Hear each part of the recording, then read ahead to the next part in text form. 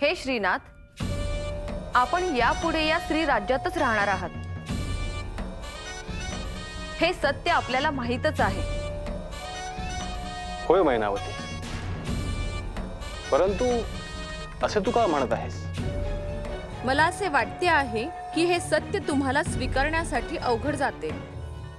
निश्चितच नाही मैनावती। साक्षात श्री दत्त महाराज आणि श्री महादेव यांच्या योजनेनुसारच मी माझे कार्य करतो आहे।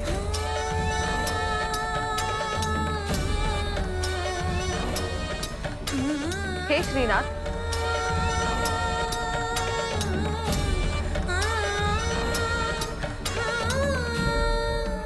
असे असतानाही तुम्ही स्त्री राज्यात भिक्षा मागायला गेलात, त्यामुळे काय घडले तुम्हाला ठाऊक आहे का?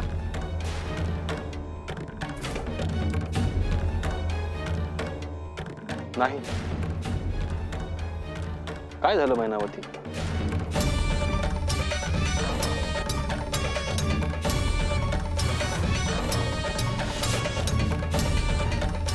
आजपर्यंत मी काही सांगितले आणि ते घडले नाही असे कधीच झाले नाही।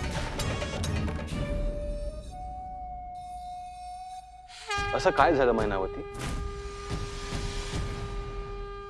माझ्या हातून काही चूक घडली का? हे श्रीनाथ, चूक नाही, परंतु तुमच्या हातून स्त्री राज्याच्या नियमांचे उल्लंघन तर झालेच,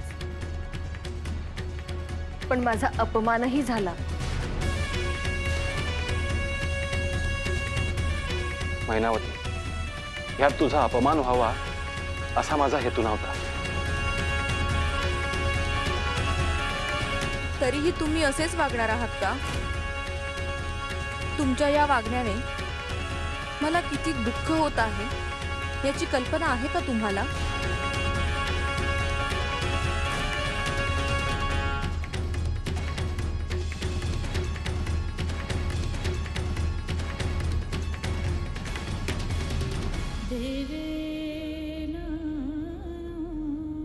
खरं तर मैनावती, मी केवळ नाथ परंपरेच्या नियमांचे पालनच केले। हे श्रीनाथ, मी असे म्हणत होते की या स्त्री राज्यात राहून तुम्हाला शोभतील अशी राजवस्त्रे तुम्ही परिधान करा। हे कदापि शक्य नाही।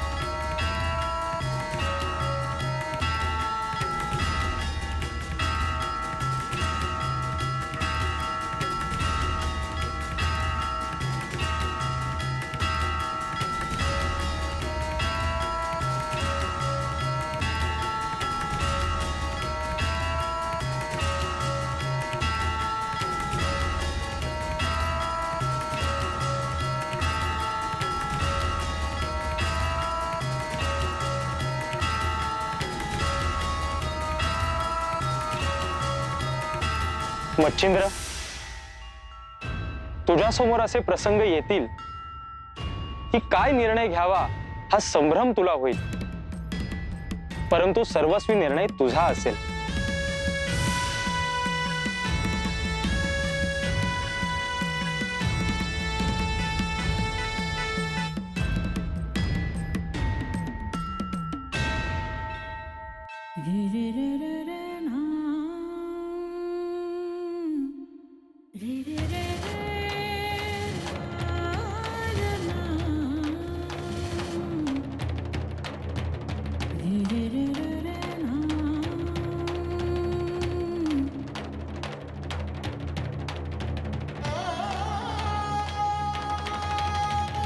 हे श्रीनाथ,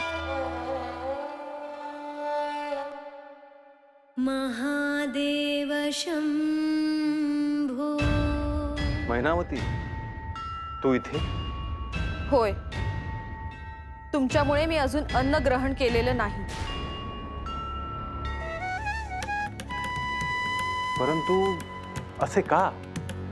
तुमच्यासाठी मी सुग्रास भोजन तयार करून घेतले, परंतु आपण केवळ भिक्षेतून मिळालेल्या पिठावरचे अन्न ग्रहण केले. मैनावती, तुझ्यासाठी या राजगृहातले अन्न उत्तम आहे आणि माझ्यासाठी भिक्षेतून मिळालेले अन्न योग्य आहे.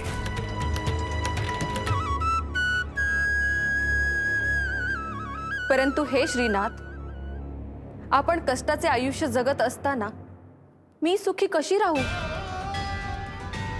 कारण माझ्याप्रमाणे तुला जगता येणार नाही मैनावती. मी जे जगत आहे तो एक विचार आहे आणि तो कठोर साधनेतून प्राप्त होतो. तिथे कुठल्याही विलासाला स्थान नाही.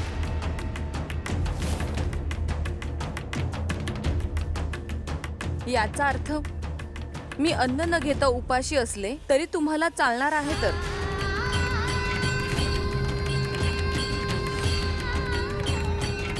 मैनावती, या सृष्टीत प्रत्येक जीवाची क्षुधा शांत व्हावी अशी साक्षात नारायणाची इच्छा असते.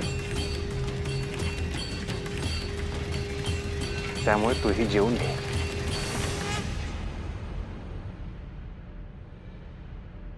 नाही,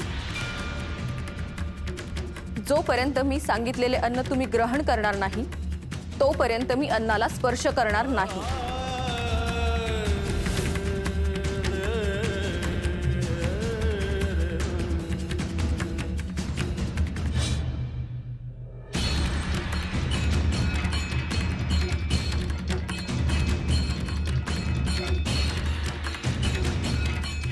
हे श्री गुरुदेव, हे काय सुरू आहे? आजवर मी अशा पद्धतीच्या व्यक्तीला कधीही सामोरे गेलेलो नाही. मी काय करावे हा प्रश्न मला पडला आहे.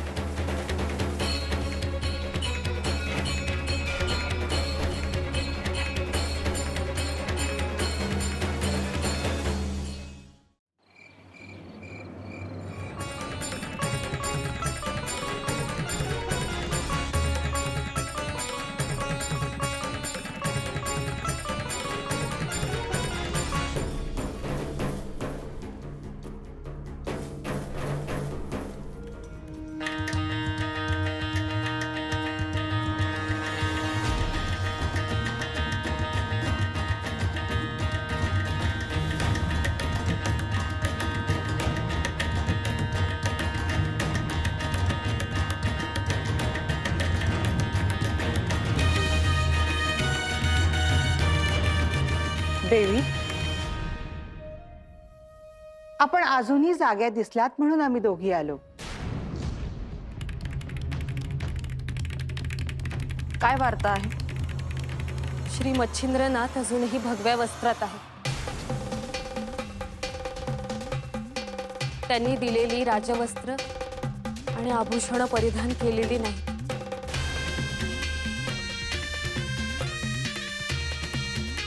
त्यांना जर इथेच राहायचं आहे तर सांगितलेलं ऐकत का नाही हेच कळत नाही. देवी, ते महान योगी आहेत. भगवी वस्त्र सोडून दुसरी कोणतीही वस्त्र परिधान करणे त्यांच्यासाठी सोपं नाही. याचा अर्थ मलाच पुन्हा जाऊन त्यांच्याशी बोलावं लागेल. देवी, क्षमा असावी, पण मला असं वाटतं त्यांना थोडा वेळ दिला गेला पाहिजे.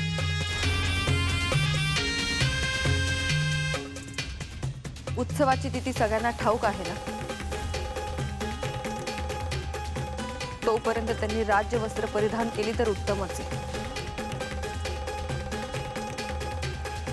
नाहीतर मला दुसरा मार्ग ठरवावा लागेल.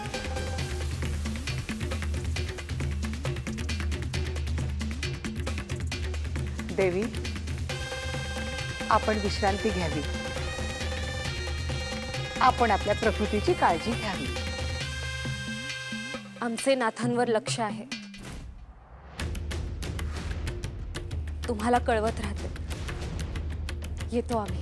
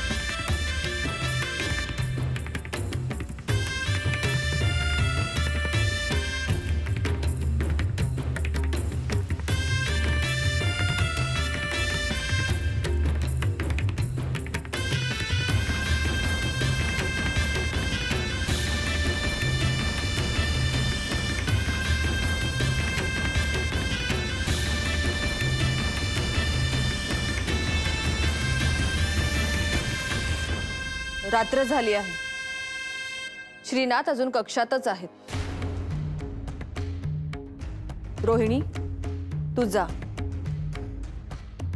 आणि त्यांना शयन कक्षेत यायला सांग. होय देवी.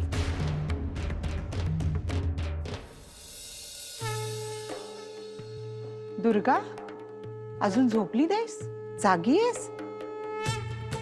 मला पाहायचंय की श्रीनाथ कुठे झोपलेत.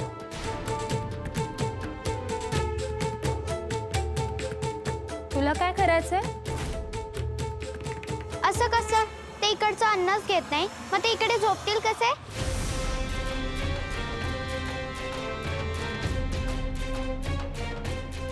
दुर्गा, जास्त बोलायला लागलीस हं?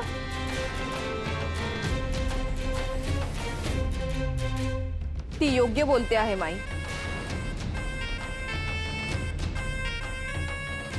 ज्या अर्थी त्यांनी इथले अन्न स्वीकारले नाही, त्या अर्थी ते शयन कक्षेत का येतील? देवी, तुम्ही हिचं काही ऐकू नका. मी जाऊन पाहते आणि त्यांना सांगते की तुमच्यासाठी शयन कक्ष तयार आहे. येते मी. मी पण येते.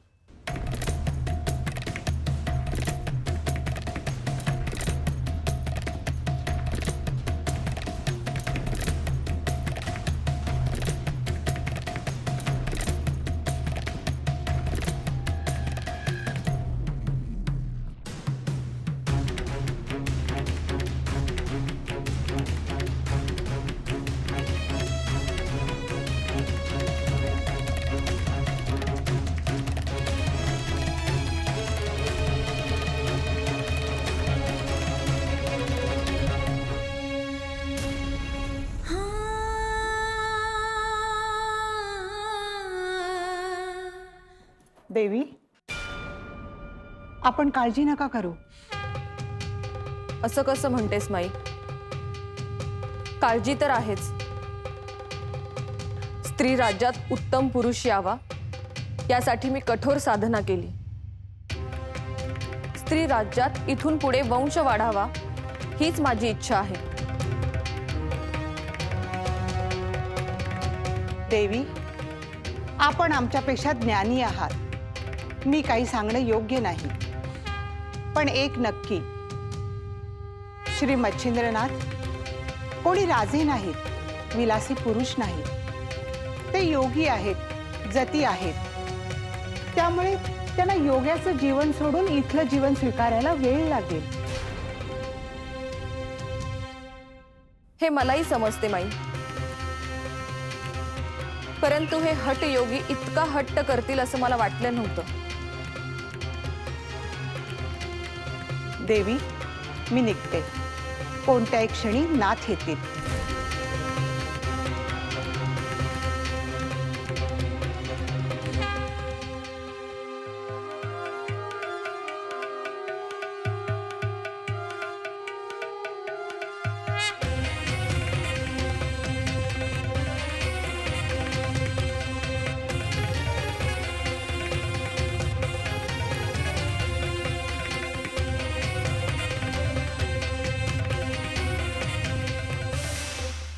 आदेश,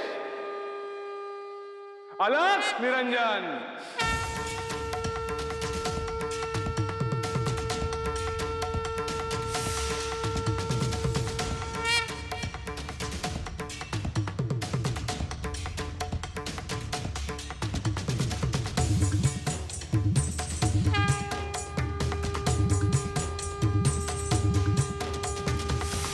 तुझ्या अपेक्षा काय आहेत हे मला ठाऊक नाही मैनावती, परंतु प्रभू श्री रामचंद्रांच्या शब्दांना मान देऊन हनुमंताऐवजी मी इथे आलो.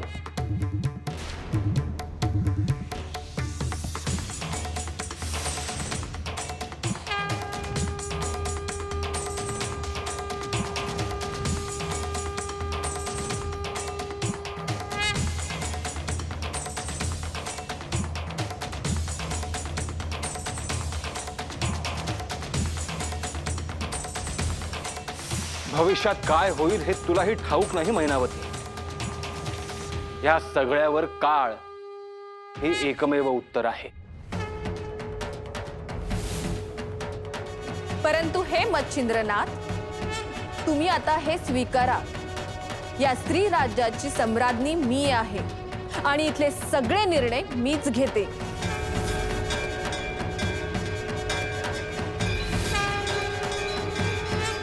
ह्या स्त्री राज्यात स्वागत करण्याची हीच पद्धत आहे का?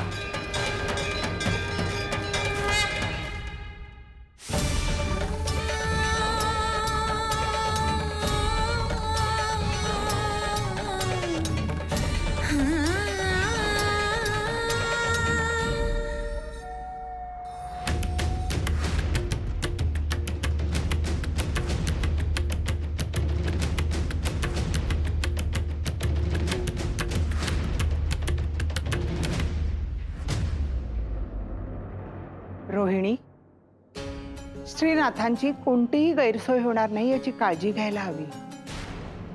हो, आता त्यांच्यासाठी शयनकक्ष देखील तयार आहे. परंतु ते शयनकक्षात झोपतील ना?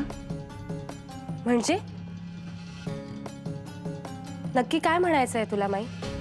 का कुणास ठाऊक, पण स्त्री राज्यात श्रीनाथ आल्यापासून त्याने इथे जुळवून घेणं कठीण जातंय.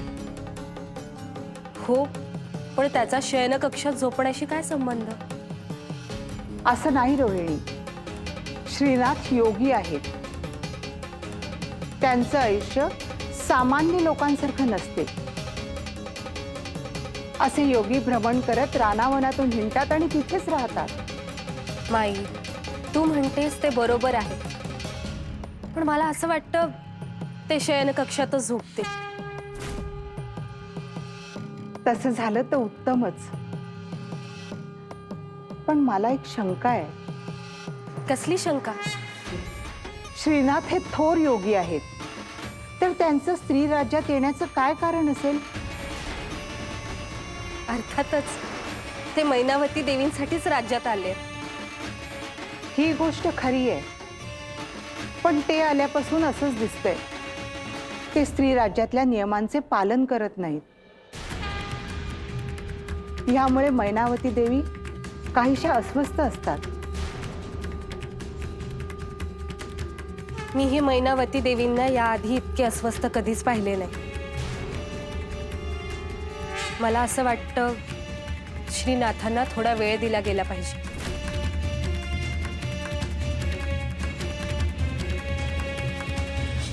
माई, मी नाथांना आत्ता त्यांच्या कक्षेच्या दिशेने जाताना पाहिले. ते शयन कक्षेत का नाही गेले? चल, आपण त्यांना त्यांच्यासाठी शयनकक्ष तयार आहे हे सांगूया.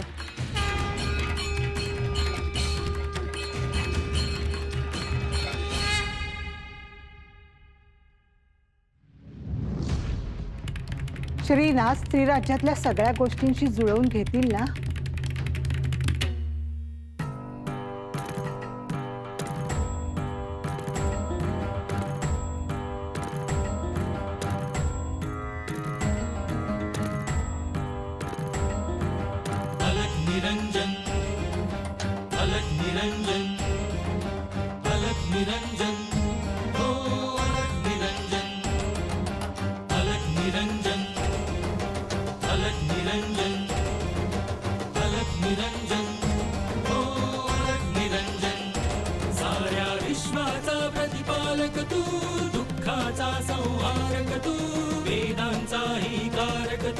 शिवहर शंभू हे नवनारायण अवतार तू, दीनदुबळ्यांचा दाता तू, गुरुशक्तीचा सेवक तू, शिवहर शंभू अलग निरंजन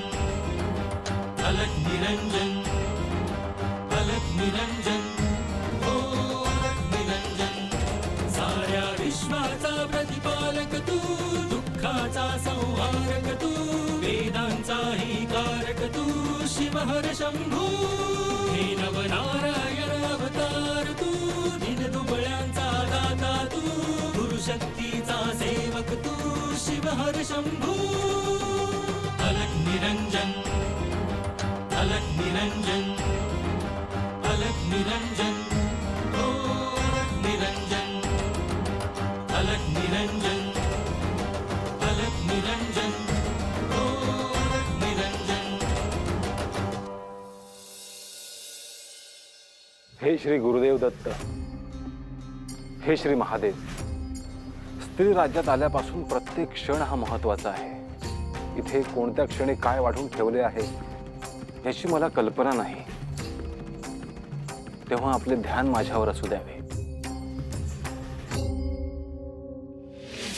अलक निरंजन अलक निरंजन अलक निरंजन हो अलक निरंजन अलक निरंजन अलक निरंजन हो अलक निरंजन अलक निरंजन अलक निरंजन हो अलक निरंजन अलक निरंजन अलक निरंजन हो अलक निरंजन अलक निरंजन अलक निरंजन हो अलक निरंजन अलक निरंजन अलक निरंजन हो अलक निरंजन अलक निरंजन अलक निरंजन हो अलक निरंजन।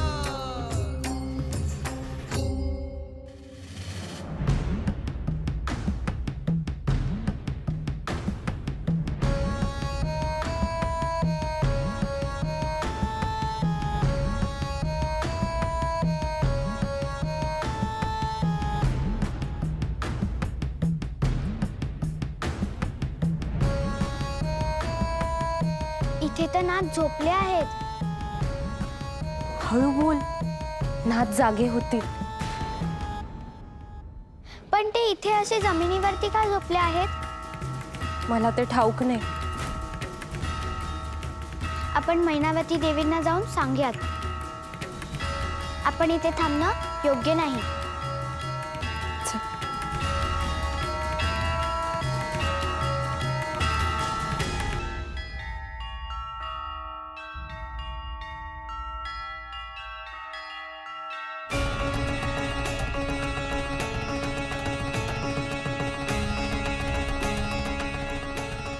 आता माझ्या निद्रेवरही पहारा असणार आहे का?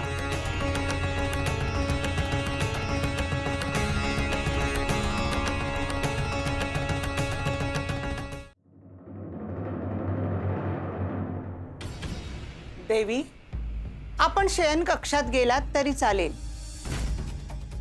रोहिणी संदेश घेऊन येतच असेल. का ठाऊक नाही, पण मला असं वाटतं की मी थांबावं इथे.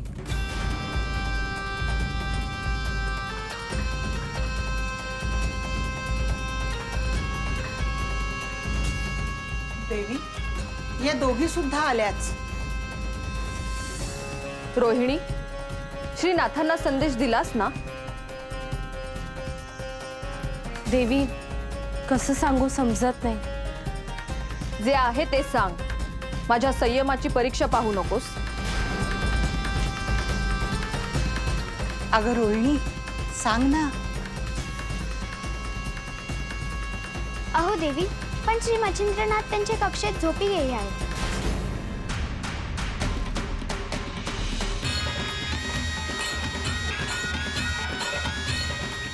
तिथे झोपण्याची कसलीही व्यवस्था नसताना श्रीनाथ तिथे झोपलेच कसे? ते जमिनीवर झोपले.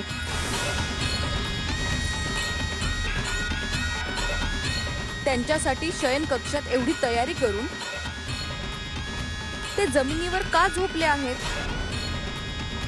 देवी, कदाचित आपण त्यांना सांगण्यास विलंब केला असेल. त्यांना कल्पनाच नसेल की आपण त्यांची व्यवस्था शयन कक्षात केली आहे. म्हणजे माझ्या अपेक्षेप्रमाणे वागायचेच नाही असे त्यांनी ठरवलेले आहे.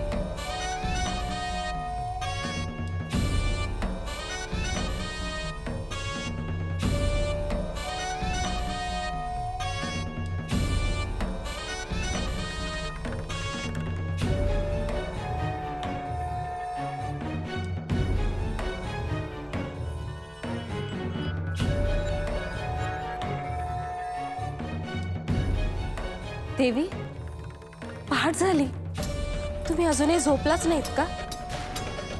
होय, रात्रभर मी जागीच होते.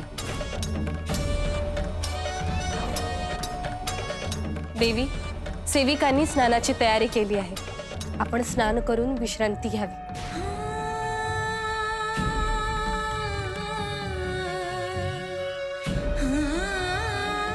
यातून काहीतरी मार्ग काढायला हवा. हे जर असंच सुरू राहिलं तर याचा मला त्रास होईल.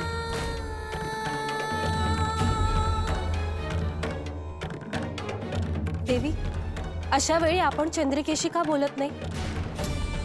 देवी, आपण चंद्रिकेशी बोलला तर निश्चितच ती काहीतरी सुचवेल.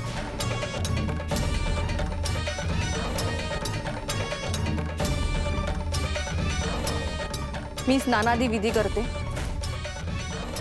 तुम्ही तिला संदेश पाठवा आणि माझ्याकडे घेऊन या.